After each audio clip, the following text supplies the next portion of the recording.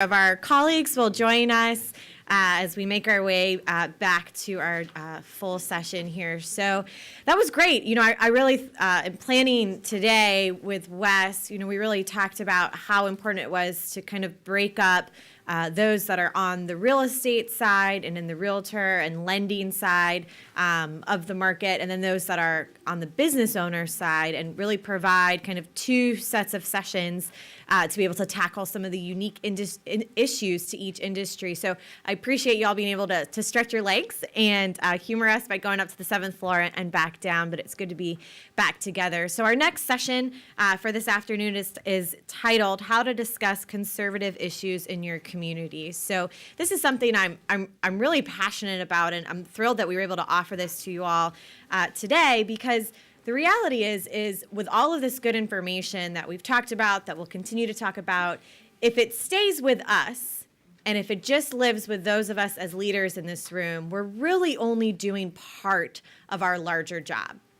And we have a unique opportunity really to get this information out into our networks, friends, family, colleagues, clients, larger community, and really share why conservative policy solutions are the answer, and not more government, not more regulation, not more hands on our paychecks and out of our incomes. So with that in mind, we've asked D. Allsop, who is a longtime partner of the Heritage Foundation. He's the CEO of Heart and Mind Strategies, which Heritage and Heritage Action often partner with for specific polling and messaging research. And so over the last few months, we've worked together to commission this poll for you all, specifically today. So we are essentially unveiling this for you, specifically related to Dodd-Frank reform and repeal.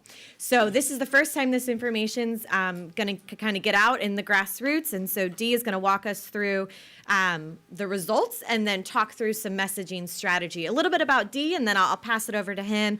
Heart and Mind Strategy has been providing brand and communication strategies for some of the world's largest companies, organizations, and foundations. We're lucky enough to call him a partner, and I'm thrilled to introduce Dee to each of you today. Dee?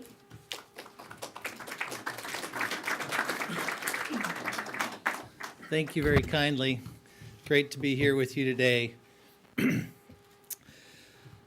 I first began working with Heritage on a really regular basis about 3 years ago, and that was when Senator DeMint became the head. And his vision was that it's not good enough to have the smartest, best policies unless you can be able to communicate and help movable Americans and middle Americans understand and appreciate why that matters to them individually in their lives.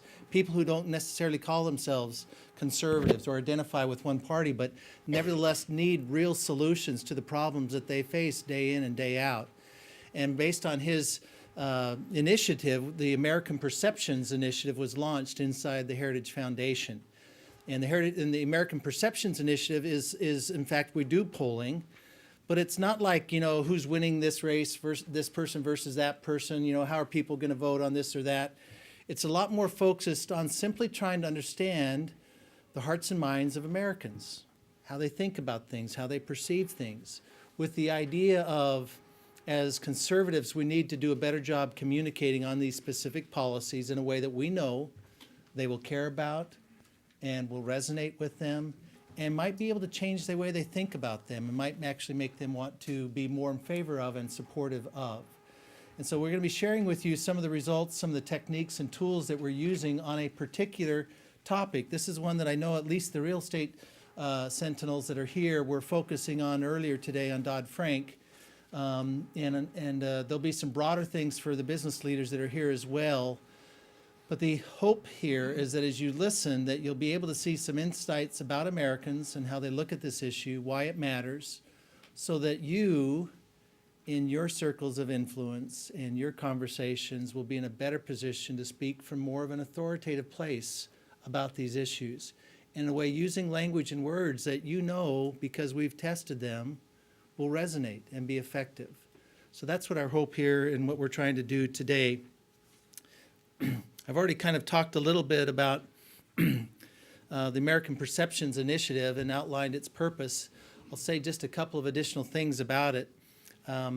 It is used for a variety of topics and policy issues, as well as just to understand better Americans' perceptions of conservatives. And we're kind of at an odd time in America where kind of the outside is kind of redefining the inside, the establishment. And so a lot of Americans are kind of trying to get a sense of where they now fall in this new political landscape. And so creating a clear understanding and picture, I think, will be really important as we move forward, particularly regardless of who happens to win the White House. The particular project that I'll be sharing with you today is based on research that was completed just a few weeks ago. And it was based on a panel of Americans who are registered voters. It's based on a scientific sample of about 1,000 people, and it's representative of the voting population.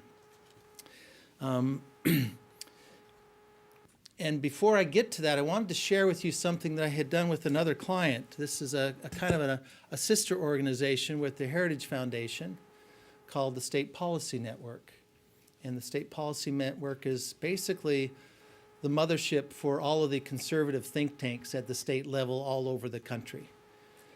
And we did a project for them, and I asked them if I could share this with you because I knew I was going to be speaking with you, that we learned several interesting things. And I'm just going to spend a couple minutes on this with you. A type of research we engage in is what I call word equity.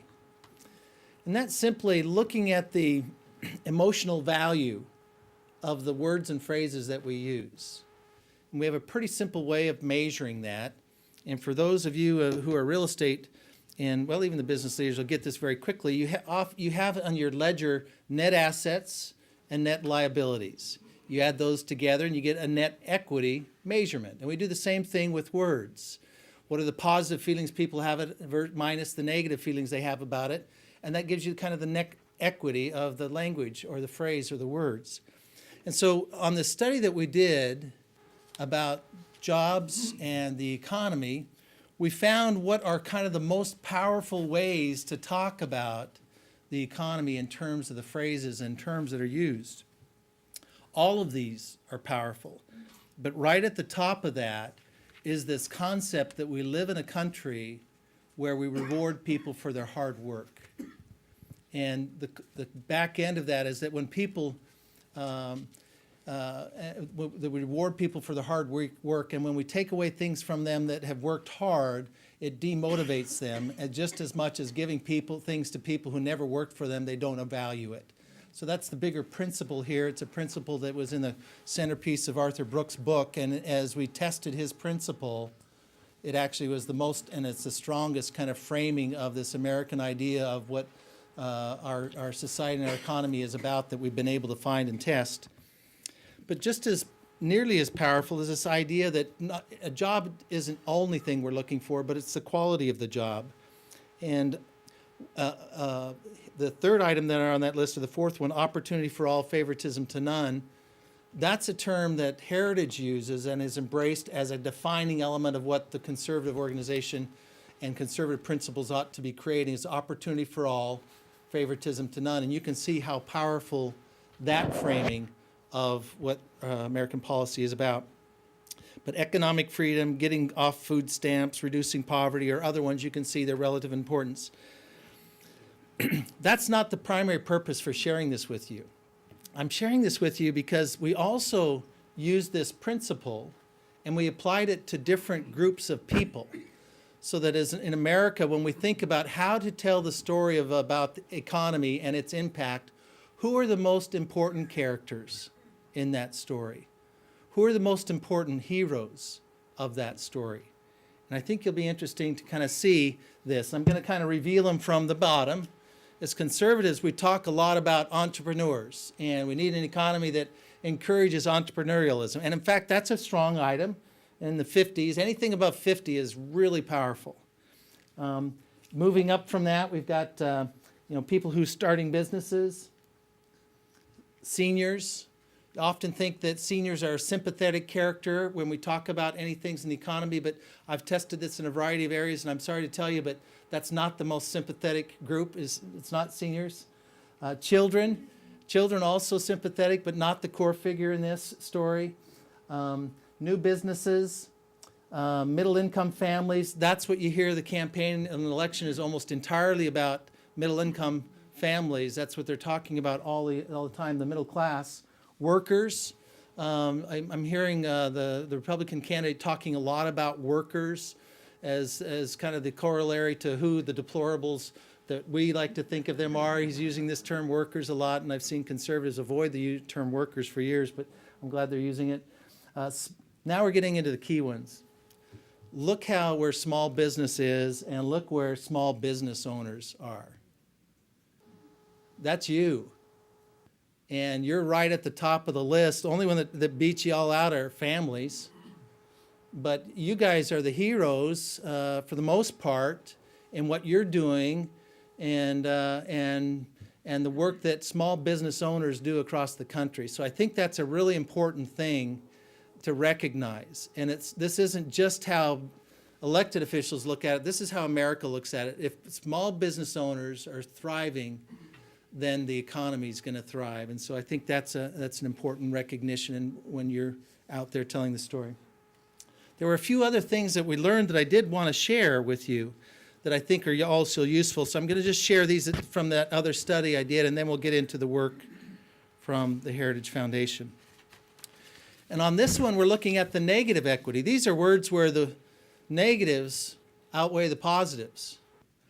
And anytime I see a negative that kind of breaks that negative 20, then I know I'm on to something that is emotionally working people up, where they're frustrated.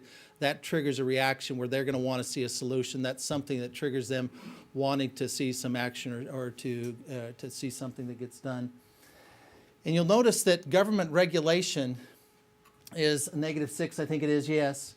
But look at government red tape. Just a slight change in wording and what a different emotional impact you have. Now, I'm pointing this out because a little bit later, I'm going to share with you some messages that Heritage had constructed that begin to use this language. And you'll see where and how they're used and how effective they are in terms of the reactions that they get from individuals. But look at even just a government on here. Where's that at?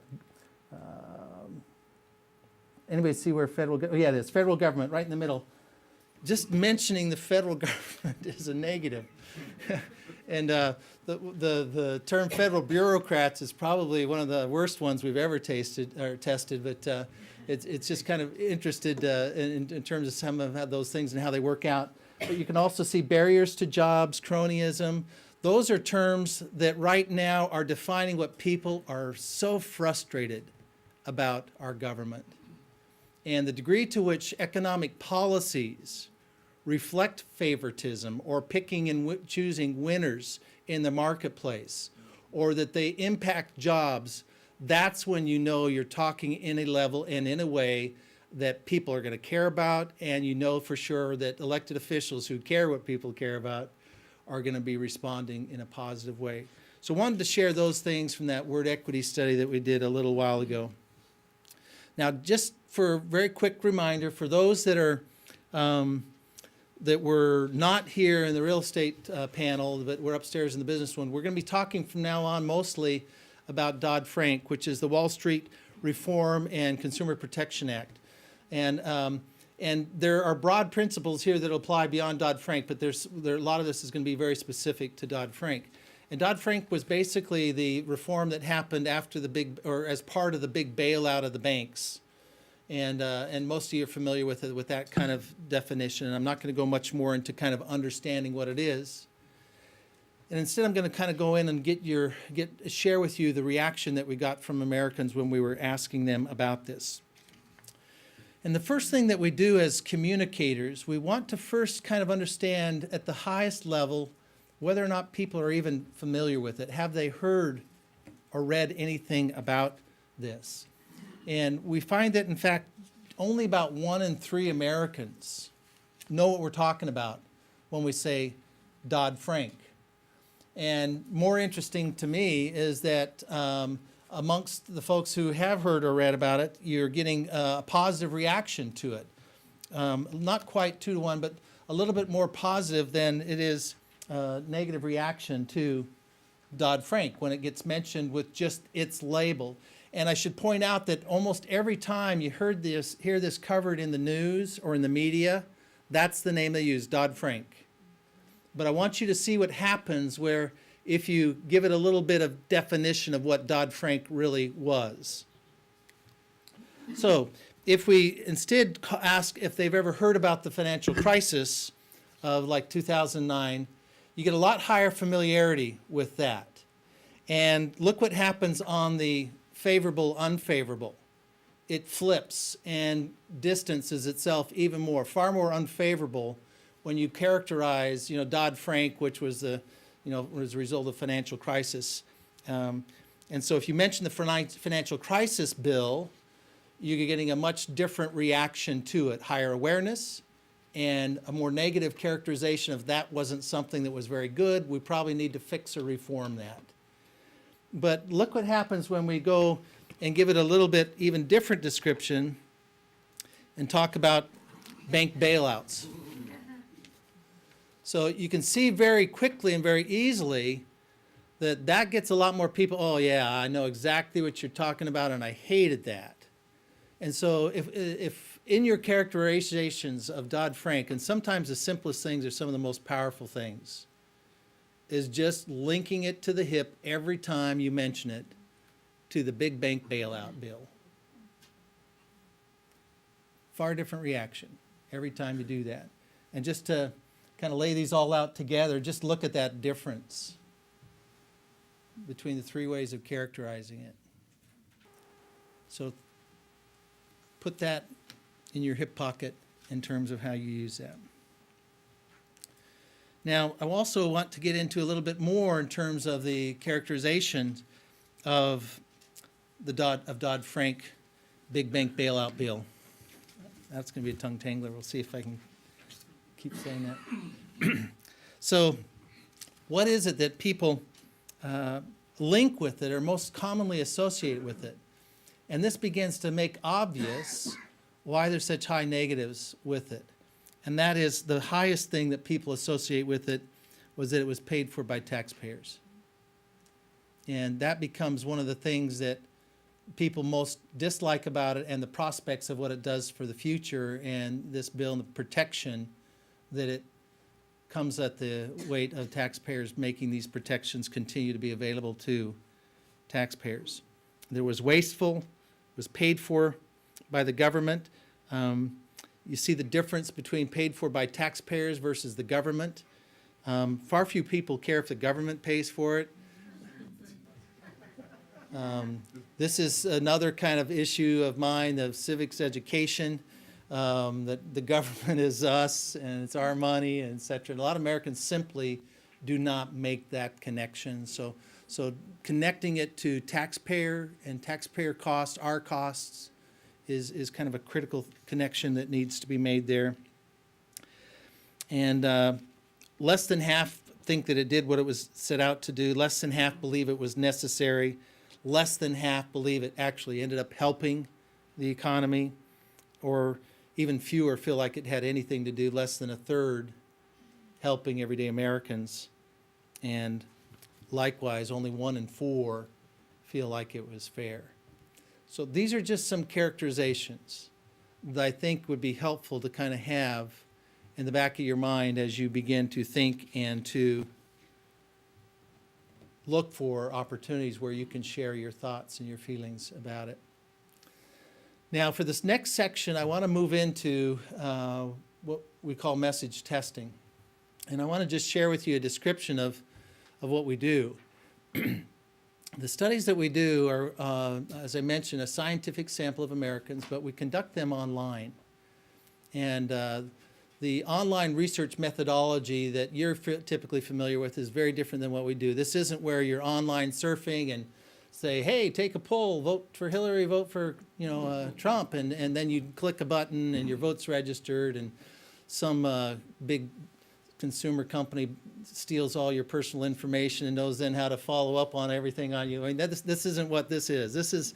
These are scientific studies where we look at a representative sample of Americans and we ask them a variety of questions.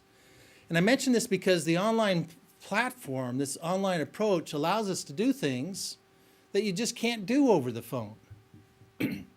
Namely, we'll have people read a message that might be like a paragraph long.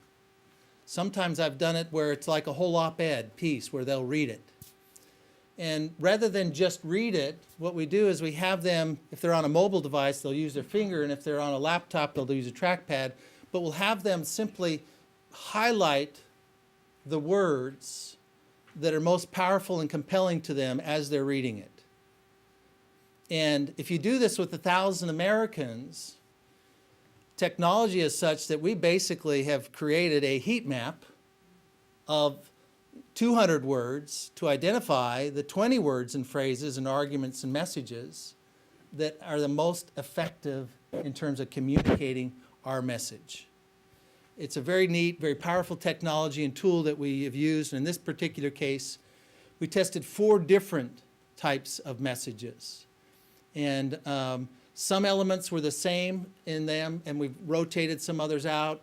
But from this emerges, I think, a pretty clear picture of how to talk about, how to communicate about this particular piece of legislation, and what we call the power phrases that we would encourage you to become familiar with in your opportunities to communicate. So let's look at the first one. And this is one way of how we look at the data when it comes back to us. Here's the phrase that was there, and you can see the results of their highlighting. The more intense the color, the red, the more people actually said that's the most powerful and compelling thing of this messaging.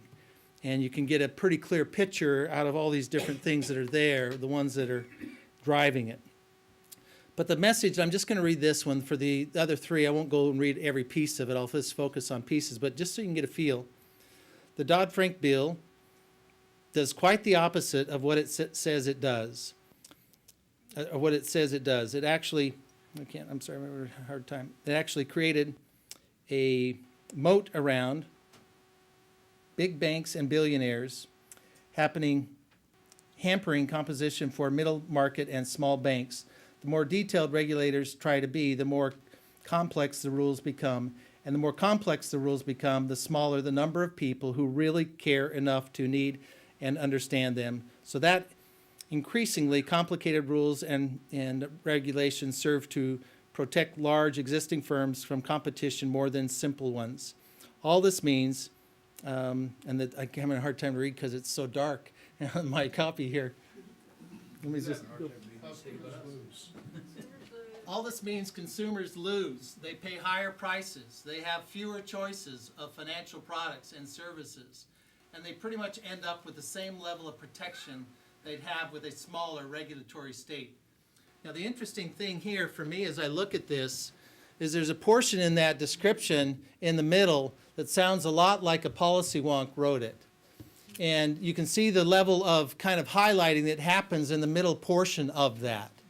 And that's what happens a lot as policy experts. We often don't have the way to kind of simple language that communicates.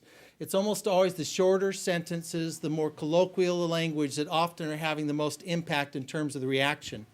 But on this particular one, the things that emerge are this idea of does quite the opposite of what it says it does. In fact, we saw that in the data. Most people, less than half, thought it did what it says it does, and you're seeing that reaction here. Simply stating that it didn't do what we thought it does is a reason then it needs to be changed that we should be communicating when we visit and talk to people about. Created a moat around big banks and billionaires, hampering competition. So this idea of protecting the billionaires, protecting the big banks, is something that we hear a lot from the progressive side, and yet this is a result of their legislation that does that very thing, that we should be clear in pointing out and making clear that that's, we're not on the side of big banks and the billionaires, we're on the side of the everyday American who needs access to loan and credit that this is hampering. And consumers lose. They pay higher prices and have fewer choices. So we know from a longer thing, the 2 or 3 things that we can be communicating and hitting on a regular basis that are going to be far more effective.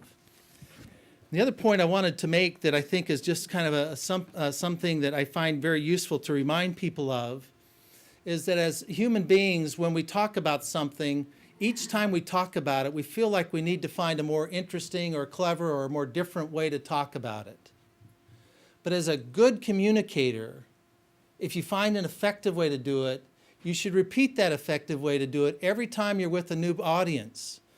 Sometimes we just feel that need, oh, I already said it that way, and it's an intellectual game we play in our own mind that many times hampers our effectiveness in communicating with the audiences that we're trying to impact and care about. So just a reminder of that. It doesn't hurt to kind of learn these, put your own twist on them, and then just use them time after time after time. And after a while, it becomes so second nature, it'll just become really easy for you to do. So let's look at another one here. This one kind of starts out the same. I'm not going to read it all this time. Didn't do so well when I tried to do that last time, but I will highlight the power phrases here on this one. So does quite the opposites like last time. Complicated red tape protects big banks. Remember red tape when we were testing that? We pulled that forward because we knew it was going to work, and in fact, the testing shows that it does come out very strong in terms of the reaction that you get there. Makes it harder for small and medium banks to compete. So we're focusing on small businesses again. We know the power there. We're bringing that in. You can see the reaction that it generates. Reduces everyday person's access to credit, passes costs down to consumers. And you can see the overall level of agreement on this one too, and it was on the same as the last one. Only 53% fully agree, which might give you a little bit of cause to pause.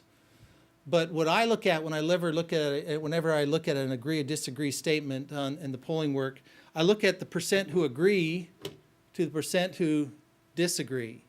And the ratio between those is 3 to 1. That's a winning argument anytime. The fact that there's a big middle here is simply they're just familiar with this issue.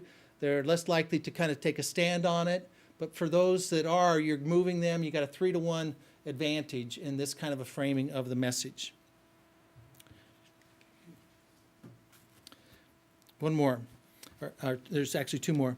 So here, one of the strongest reactions here again is destroys small businesses in favor of big business. And you can see that we kind of went into this message game here knowing words that were going to matter. And we knew this for other things, and so we began to infuse that with it. And the policy people have been working here long enough to kind of know what they think is going to get a reaction.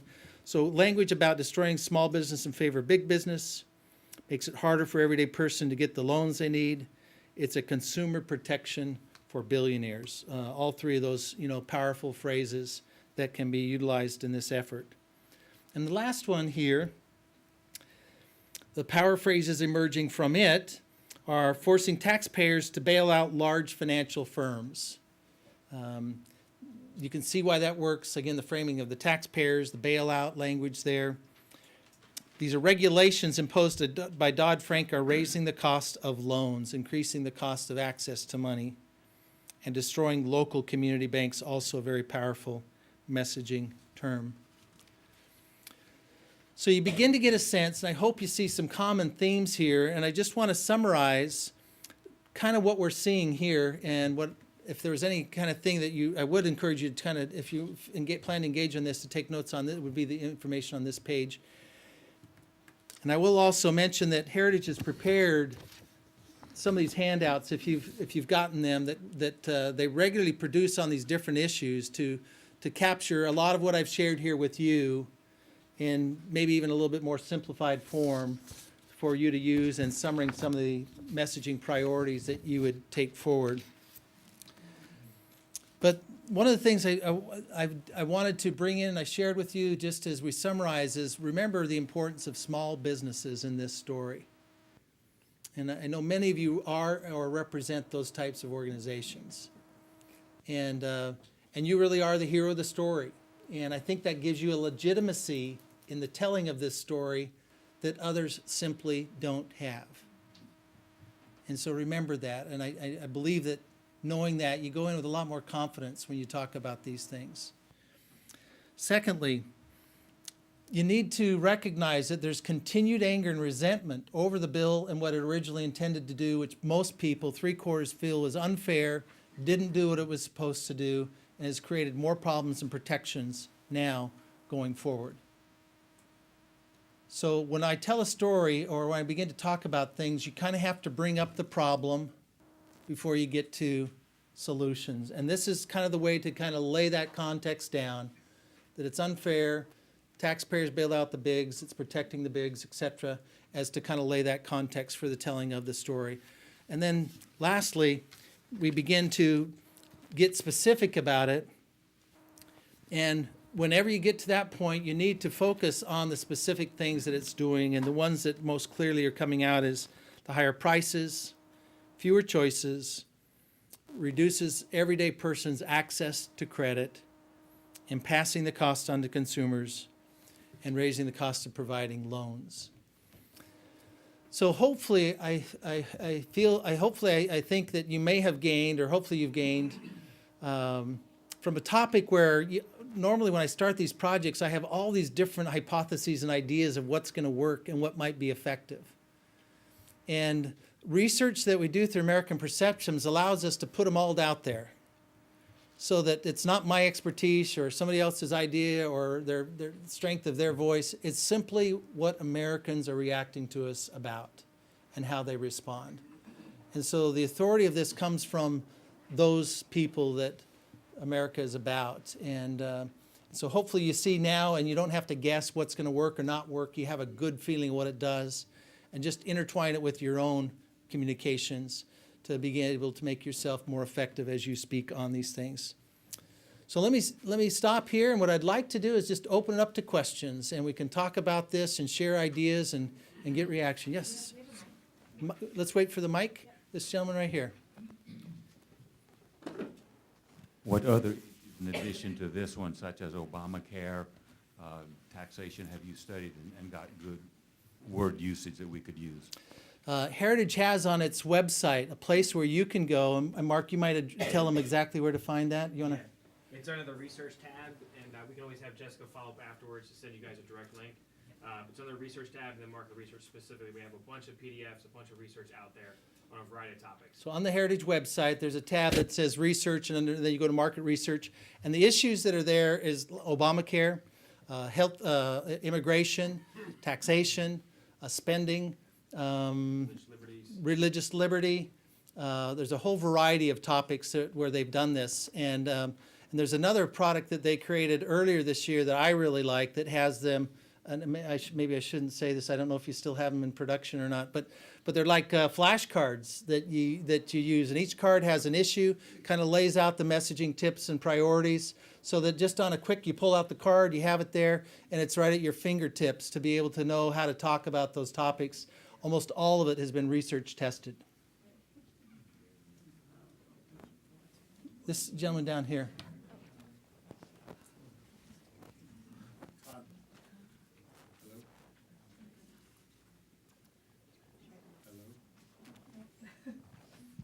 Hello? It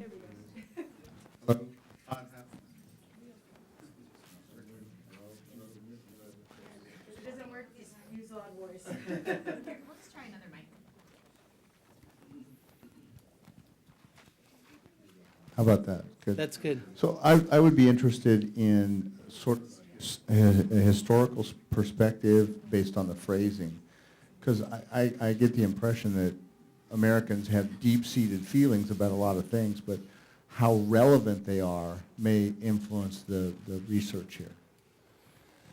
So you brought up more than one topic, and they're interesting. The relevancy has a lot to do with how effective you can be on messaging. And so that's why we kind of test these, how many people have heard about this. We often also do measuring the degree that this is something you care about or influences your political participation. Dodd-Frank's not high on their list. So this is not something that is going to be working very effectively in a kind of a mass communications effort. But on people who you lobby, or that's not the right word, but who you visit with of influence on this, they will be caring about it. And then so the relevance issue kind of goes away there. And then the other thing that we know matters a lot to individuals is the degree to which they feel like this is personally affecting them in their own lives, which is a different type of relevance. And Dodd-Frank is one that clearly affects people in the seeking access to money area. But there are big pieces of Dodd-Frank that I think affect every American in terms of their costs, where that part of the messaging we know can also be effective, and who is paying for these bailouts is also something that we know is a very effective piece of it.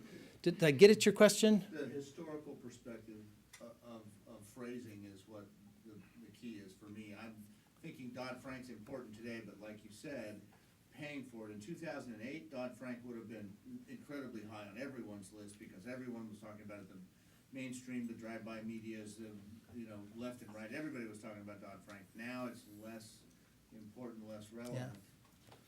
Did you have a response? Well, yeah, my friend Joe and I, we are in the mortgage business, so it's an everyday headache for us. So I guess as a historical perspective and being relative, the folks that are regulated heavily and our companies are spending millions of dollars just trying to comply, come talk to us because it's very difficult every day, and that's kind of why we're here. So we can be somewhat of a force to fight back a little. So I guess not every segment of the real estate business is hit as hard as like the mortgage, the financing folks are, title companies, appraisers, all of that. But yeah, it's an everyday battle. And then just myself personally, I have to take so many compliance tests. And if I don't, I will get written up and fired and all that just because the government's on our back, making sure we do all of And I know that we mixed kind of just business folks in here as well. And it's not probably as day-to-day relevant. I'm sure it's not for those folks.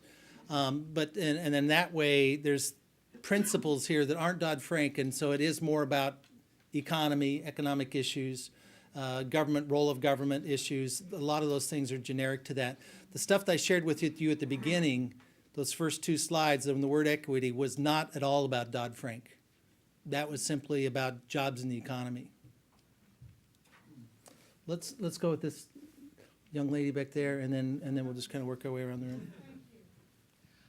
I was just wondering, you've been talking about words that reflect the people's opinions of what's going on. Is there any way, as we're making this message and influencing our communities, that there are key words that would help them want to initiate involvement, like a self-sufficiency or integrity or something like that? And is there a way we can throw those in to start them moving? Boy, most communications are targeted at simply getting people to support initiatives others are moving along. It's a very difficult challenge to actually engage in the efforts where you get them making and creating and doing their own things. That's a big lift to do. So in most cases, what Heritage does and others do is they get the ball rolling by creating something around which some initiative and effort can galvanize. And it's far better and more effective in my mind to do that because of the amount of effort that's required to overcome the inertia of the average American.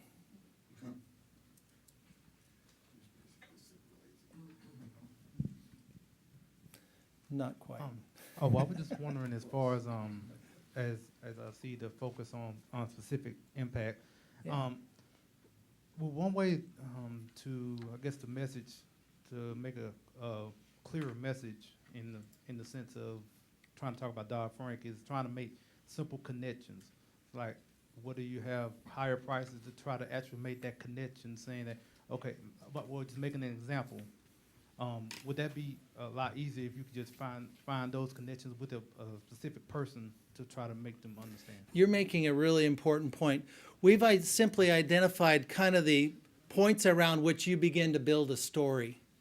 And so you, simply by saying higher prices, that's not going to do it. You talk about an individual who can't afford to pay the higher price, what that's doing in their life, and in fact, one of the best pieces of advice somebody told me is begin to collect stories around the core elements that matter to you. Stories of real people, real things, and then you repeat those stories. So what you said is really critical. These are just words, and words are not dramas. Stories are dramas. So you want to find the stories that dramatize these elements. Because there's a lot of things you can tell stories about and that won't do anything, but stories around these elements will. So thanks for bringing that up. right here, and then the, right here, and then the gentleman in the blue suit. One of your partners, Americans for Prosperity, was doing a training 2 weeks ago, and stories was a major part of what they were talking about. Also, they were talking about messaging to persuadables. When you're testing this, what would affect me as a radical conservative might be very different from the messaging that you might want to use with persuadables, and you need to kind of don't waste your time on the radical left. How are you identifying those people, and are you sharing that information with people like Americans for Prosperity to help their messaging? We're deplorable. The deplorable, right. Adorable deplorables. I heard that today. That's wonderful. So you bring up a good point, but I want to modify that slightly. Your first priority in communications is to communicate and energize your core, because that's where you're going to get action. And action and power of movement is the most important political capital. So energize and communicate your core is the first axiom. The second one is persuade your middle. And so the work we do with American Perceptions is very much focused on the movable middle, and we look at them and identify them.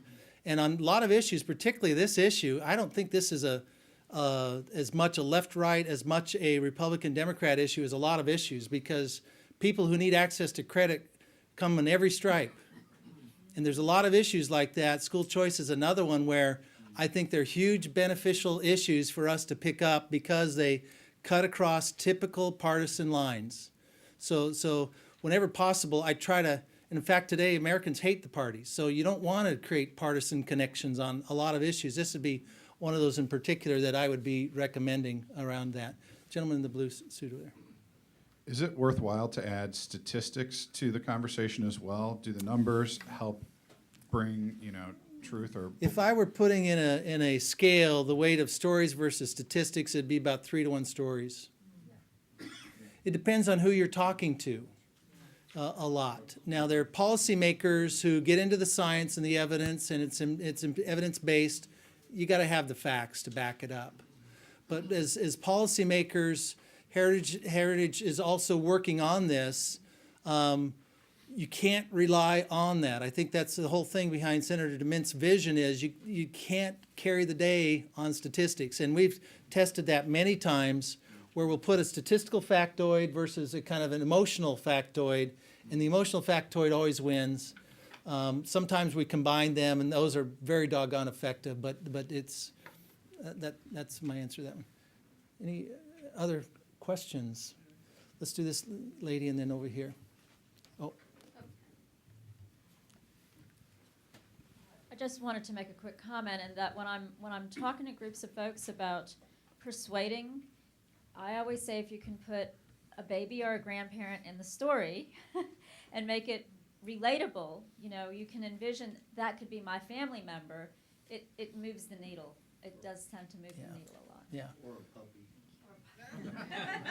But I'm telling you on this one, and it may not seem intuitive, but when you're talking about economic issues, it's not the grandmother, it's not the child, it's the small business owner who's putting themselves out there, risking it all, and they either make it or they don't, and they either create jobs or they don't.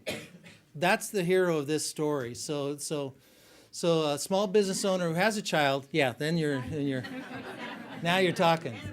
And a puppy. Yes. I have just one minor question.